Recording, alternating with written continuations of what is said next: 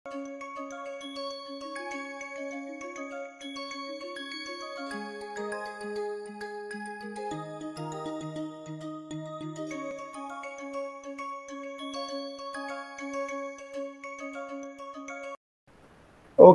welcome to all of you.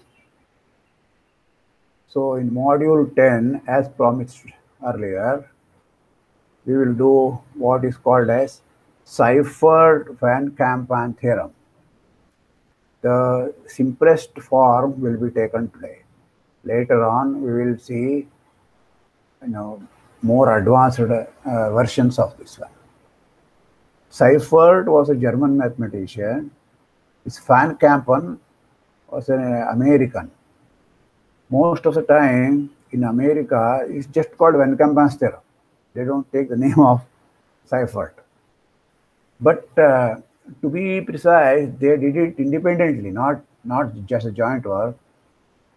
And they did it in different assumptions, different contexts. Okay. So today we will try to cover up simpler versions, but which applies to both the contexts. That's the whole idea. Okay. So this is the statement. Let X be written as union of two open sets U and V. Both U and V are open, and the intersection is path connected. Once it's path connected, you pick up a point in the intersection, say X0. And let us assume that the inclusion maps of U in X and V in X, eta and psi, let us call, they induce homomorphisms eta check and phi check. Okay? The induced homomorphism eta check and phi check, which are trivial homomorphisms. Everything goes to the identity element of pi1 of X X0. They are trivial homomorphisms. Though they are inclusion maps on fundamental group level, they are trivial homomorphisms, eta check and phi check. Okay. Eta and phi themselves are just inclusion maps. So this is the assumption that eta check and phi check are trivial homomorphisms. X is covered by these two open sets. Intersection is path connected. Under this, we can conclude that the fundamental group of X at X0 itself is trivial. You understand the whole thing? For example, suppose pi1 of U X0 itself is trivial, then the homomorphism will be trivial. Similarly, pi1 of V X0 itself is trivial. Then again the inclusion map will be trivial under inclusion induced map will be trivial when you pass to the fundamental group. Right? So if U and V are simply connected, the union is simply connected, provided the intersection is path connected. So this is one way of remembering it. The theorem is slightly generalization. U and V themselves may not be simply connected, but all those loops inside U as well as inside V separately, thought of as loops inside X, they are null homotopic. So these two are different statements, right? U itself is simply connected, then they will be null homotopic inside U. So that is a stronger hypothesis. So under weaker hypothesis, namely inclusion-induced maps are trivial, we will get that the fundamental group of X itself is trivial. Okay? In other words, if fundamental group of X was not trivial, some element of U, some element loop in U or something in V must have been non-trivially mapped into pi1 of X. This is the meaning of all this. Okay, so let us prove it now by totally elementary methods. Okay, totally elementary methods. No covering spaces, nothing of that kind. So here is the picture of what is happening. So U and V are open subsets like this. Their intersection, I am assuming, is path connected. The entire space is your X. Now I have chosen in the intersection, I have chosen a point X naught. Okay. So the idea is, if I take any loop inside V like this, when you use the entire space, it's null homotopy. Similarly, any loop which completely lies inside you, the inclusion map will take it to X. That it's there, it is null homotopy. Okay, that is the assumption. So suppose I start with a loop which is gamma naught like this, and I have divided this whole thing is gamma dot dot dot dot dot dot, and it's coming here and then coming back here. Only the last two portions I have drawn with thick arrows, thick lines. So this is my gamma naught. Okay, this is my gamma. So what I have done is, I start tracing gamma naught, this gamma part. Now I see that it is going soon, it will be going into V part from U part. So here I stop and cut it. I mean, I am making a subdivision. Remember, we could make subdivisions. Now from this point onwards, I am inside U. Okay. So somewhere here I have to stop because now I will be going inside V. So that will be, say, you can call it as gamma 1. Now I go here and call this part as gamma 2. Again I am entering into V, so I say gamma 3, gamma 4, blah blah blah. Finally gamma n coming back. What I have done? I have cut down the path, the loop, into subdivisions such that each path is either inside U or inside V. Okay. Okay. Once I have that, I use the path connectivity of U intersection V. Look at, after going here, I have stopped somewhere. Where do I have stopped? I have stopped inside U. In seeing that I am now going inside V, so this point is already inside U intersection V. The first point on the path, I mean, 0th point is this one, the first A1 is in the path that is already inside U intersection V. So this is only a path. Now I complete it to a loop by joining A1 to gamma naught. This entire path, gamma naught composite lambda 1, is a loop inside V situated at X naught. Therefore, by my hypothesis, if you think of this as a loop inside X, then this is null homotopy.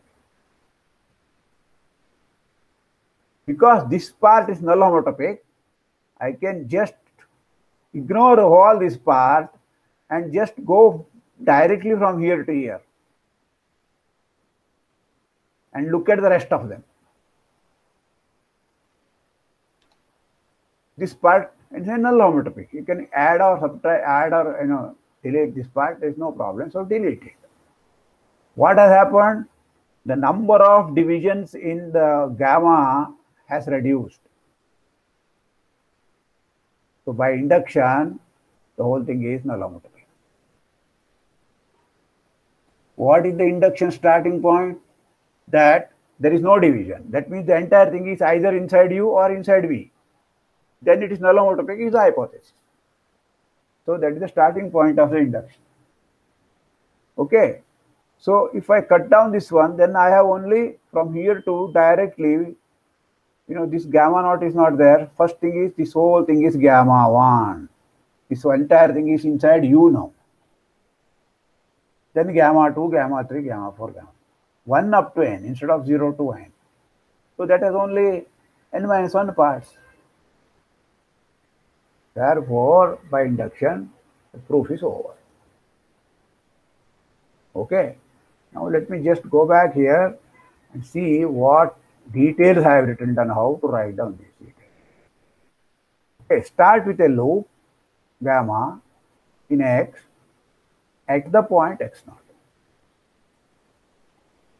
Okay, u and v cover x, therefore gamma inverse of u and gamma inverse of v will cover the interval 0. Just like we did last time, we can choose a Lebesgue number, slightly, and a number is slightly smaller than Lebesgue number for this covering. Then if I choose the length of these intervals, I am cutting it into n parts. So the 1 by n is less than this delta. Then what happens is the respective intervals ti plus 1 to ti, they will be all less than say delta by 2, modulus of this difference. Okay, that would mean that each closed interval is either inside u, gamma inverse u, or gamma inverse v. Which is the same thing as saying that gamma restricted to this interval is either inside u or inside v. The point, starting point x0 is in both of them. It is in the intersection. So the first part, namely t0 to t1, this part is in one of them. Which one? You just for definiteness, let us say gamma inverse of v on the right side. Okay. By dropping some of the points, this you might have cut it too much. Okay. So T1 to T2 may be also inside V. Then you better take both of them and don't cut together 0 to T2, all of it inside V. So like this, you can combine all the things which are inside V till you come to a point, next arc is going to be inside U. Okay, you can rename T1, T2, Tn in such a way that 0 to T1 is inside V, T1 to T2, I mean the part of the curve, not the interval. T1 to T2 inside the next one, U, and alternately U, V, and so on. Okay, so that is just for saving some argument. So Ti to Ti plus 1 is inside V for all even numbers, and for all odd, it is inside U. Because I start with 0 to T1 inside V. The next one will be odd, so it will be inside U, and so on. Okay, so that is the picture here. The next step is to show that gamma is homotopic to a constant loop, a constant path being C at x0. So we induct on the number of divisions required to express gamma in the above form. If n is 1, this already implies that gamma itself is contained inside U or V. Therefore, by hypothesis, P check is a homomorphism, is trivial homomorphism. So we are done. Okay, maybe I should write here V. This should be V. Okay, P check is from pi 1 of V to this one. This must be V. Okay, it's a control. Assume now n is greater than or equal to 2. And that the claim holds whenever we can express a path in the above form with fewer than n divisions. So that is the induction hypothesis. Now put gamma equal to gamma restricted to Ti to Ti plus 1. So that what gamma looks like, it looks like gamma naught star gamma 1 star gamma n. Okay. Looks like means what? These two are not same paths. They are path homotopic. You remember that. If you divide, then each of them you have to express all of them in terms of a path. You have to be all the time parameterized from 0, 1. So you have to take the composite of this, then this is path homotopic. This is what we have seen. And gamma I are alternatively inside V and U. Okay, V, U, and so on. That is the picture that we are seeing. All right. Now look at AI, which is equal to gamma Ti, like A1. A1 was in the intersection of U and V. So choose a path lambda I from AI to from joining from x0 to AI. x0 to AI is lambda I. Then what happens is the loop lambda n minus 1 star gamma n, okay, based at x0 is completely contained inside U or V. So I checked out the gamma 1, but you can check out the last one here. Deliberately, I have done this one like this. So here also in the picture, see lambda n minus 1 go like this, come back gamma n, that is null homotopy. Therefore, if I, by induction hypothesis, this path all the way going up, blah, blah, blah, up till here, and coming back, that will have only one less number of divisions. So this will be also null homotopy. So composite of two null homotopy things is null homotopy. So you will get gamma itself is null homotopy. Okay, so this is the way to write down a proof. That's all. Any questions? No. Here I have written down full detail again. Start with gamma, which is divided into n parts. These paths are not necessarily loops. Their endpoints could be different, right? Gamma naught starts at x naught, ends up somewhere in A1. So you have to convert them into loops. So first, don't worry about this part. The last part, you join it by lambda n minus 1, insert lambda n minus 1 and lambda n minus 1 inverse and lambda n. You see the inverse of this, so I can insert it because this itself is null homotopy. Okay, then you use associativity and put these two things in the bracket. This becomes a loop in either U or V. So you can ignore this one. This is constant. I mean homotopic to constant. This part together, this whole thing is will be inside the other one, U or V. So this one thing, rest of them is one less. So the entire thing is now n minus 1 only. Therefore, by induction hypothesis, this part is gamma naught, gamma 1, gamma n minus 1 prime, n minus 1 thing. So this is also null homotopy. So together with this null homotopy, the whole thing is null homotopy. It's the way to write down. Okay. So proof is over. If two open sets are such that they are simply connected and then they intersect in a path connected subspace, then the union is simply connected. This is a corollary to this one, right? As I have indicated. Any questions? Let us now, do a very interesting result. We have computed pi 1 of S1.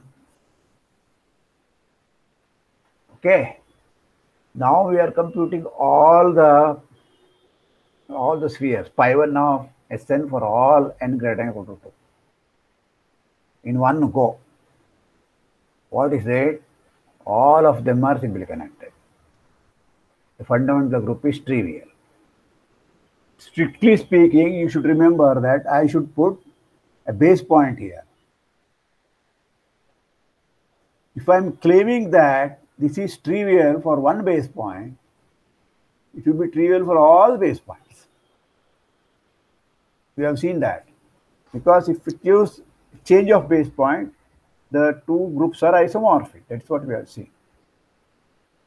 So I have not written down what is the base point. That's all. It's not a mistake.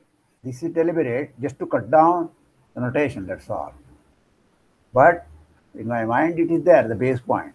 whatever base point you take, it's same. That's why I haven't mentioned it. Pi 1 of Sn is trivial. Sn is simply connected. All right.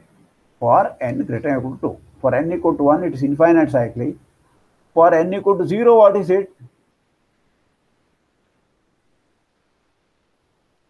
For n Z2. equal to 0, it is not even connected. This S0. To take any connected component, again, the fundamental group is trivial. Okay. So in that sense, only n equal to 1 is a distinct element. All other things are simply connected. A space which is not path connected is never referred to as simply connected. In the definition of simply connectivity, you first assume it is path connected and then put the condition that the fundamental group is trivial. Therefore, you can't call S0 as simply connected. But fundamental group of S0 taking any point is trivial. That is true. Okay. Yeah. So what is the proof? Proof is very easy.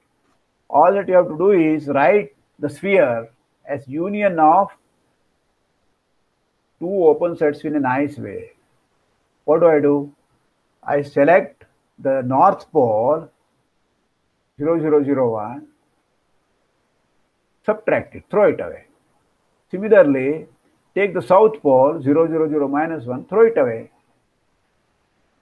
U and V are open subsets because they are Sn minus single point. Single points in Sn are open, right? So these, closed, so complements are open, right? So once these things are open, the union you have to check is the whole space.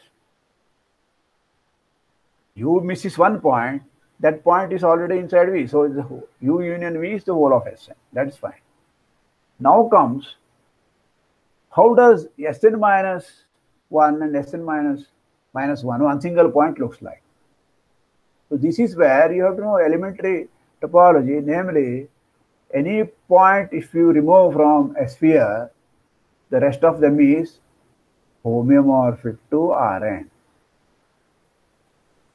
by stereographic projection. I hope you know these things. If some of you don't know, you can ask your tutors, and you must know this before the end of this course if you have learned it in the beginning of the course. Okay. If you remove one point from S1, what you get is a space which is homeomorphic to R. Same thing happens. If you remove one point from S2, you get a space homeomorphic to R2, and so on. In particular, U and V are simply connected because they are homeomorphic to contractible spaces. So they are themselves contractible. Okay. So they are simply connected. All right. Finally, you have to look at how does U intersection V looks like. U intersection V is the sphere minus 2 points. Here you have to use n is greater than or equal to 2, not n equal to 1. If n equal to 1 and remove north pole and south pole, what you get is two arcs, disjoint arcs, that will not be connected. Okay. If you remove 1 point from the sphere, you get a Rn, n greater than or equal to 2. So if you remove one more point, it is still connected. Therefore, what intersection of U and V is connected, actually path connected. So all the hypotheses of the above theorem are satisfied, actually stronger hypothesis. Namely, pi 1 of U and pi 1 of V are themselves trivial. So what is the conclusion? Pi 1 of Sn is trivial. Is it okay? Yes. Now, here are a number of exercises. Each of you should try to solve them by yourself. Then only you will know that whether you are understanding this course or not. So you have to rely more on your self-assessments here. Okay, whether you take an exam or not. So the tutors will help you in understanding things by, if at all you communicate with them, by telling whether your answers are correct or not. Okay, so let me just go through these exercises. These exercises will be separately sent to you in a PDF format. Okay, right now you don't have to write down these things and so on. Okay, so the first one is, suppose X is path connected and phi1 of X is abelian commutative group. Okay, for some A inside A is some point in X. Then for any B inside X, and any two paths tau1 and tau2, joining A to B, you have H tau1 and H tau2. Right? These two homomorphisms are the same. This is what you have to prove. Okay, H tau1 of some omega is equal to H2 of some omega, where omega is a class inside phi1 of Xa. Second exercise is, take any homomorphism from Z to Z, Z to Z, integer to integers, group homomorphism. Okay, you can think of this as induced by a map from S1 to S1. Given a continuous function from S1 to S1, you can fix up some point, say 1. You can also assume 1 goes to 1. Okay, then pass to the fundamental group, phi1 of S1 to phi1 of S1. But they are infinite cyclic groups, right, Z to Z. So that homomorphism will be alpha. So every homomorphism is given by some map. So this is what you have to show. Okay. Moreover, up to homotopy, thus the map is unique. Suppose you choose two such maps, F and G, such that their F check and G check are the same on the fundamental group. Then I want to claim that the maps themselves F and G are homotopic. Okay. Then there is a remark that this result is true for all spheres, but not for arbitrary spaces. Okay, for spheres, this goes under half-degree theorem, which we may not be able to do in this course. Okay, take a subspace A contained inside X and a point A inside X. Inclusion-induced homomorphism A to X is surjective if and only if every loop in X based at A can be homotoped to a loop in A. Suppose omega is a loop in X based at A, then there will be a loop, say tau, inside A, and these two will be homotopy. That is the meaning of this one. Further, if A is path connected, then show that this statement that phi1 is surjective is equivalent to saying that every path in X with endpoints in A can be homotopy to a path inside A. Okay, so these are straightforward exercise you have to work out. The next exercise is about the product. The product of two spaces, phi1 of X cross Y, say X naught Y naught, is phi1 of X naught cross phi1 of Y1. Product of two spaces, the fundamental group is also a product of the corresponding spaces. A product of the fundamental group of the corresponding spaces. In particular, you have to write down what is pi 1 of S1 cross S1. Now that is very obvious once you know the new state. This notation is isomorphism of groups here. Next, once you have computed this, the next exercise depends upon, that's why they are bunched together here, depends upon this exercise. Look at a map F from S1 cross S1 to S1 cross S1 given by Z1, Z2. These are unit complex numbers. Okay, so you can multiply them. Z1, Z2, comma Z2. Z2 remains as it is, Z1 gets multiplied by Z2. Look at this function. What happens to this function when you pass to the fundamental group level? What is F check? You have to compute. All right? This you can do once you have done this one correctly. This exercise, you don't have to worry about right now. Only after some more lectures have been done, namely after we have done a live session, you can discuss Mobius band. Okay, so I have told you some of them, but you can take away all of them also. Like this lecture. So, for example, this one says if two functions from X to any sphere. Okay, this is sphere S1, S2, S3, whatever. Okay, these two are maps such that a point of f of x, will never be the negative of gx.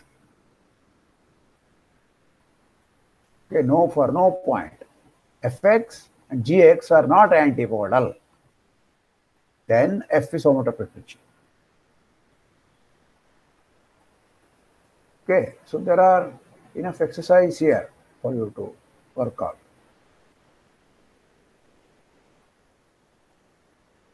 So next module will be some set theory, some set topology, point set topology. These point set topology in an elementary course in point set topology might not have been covered because they are somewhat advanced topic. So I will cover it to the extent we will need it in this course. Though the title of the function space and so on, we are not going to do the entire function space theory as done in point set topology. That will divert the course. So we will do only things which we need. Okay. Rest of them, if you want more, you will have to pick it up from some point set topology book. All right. That's for the next module.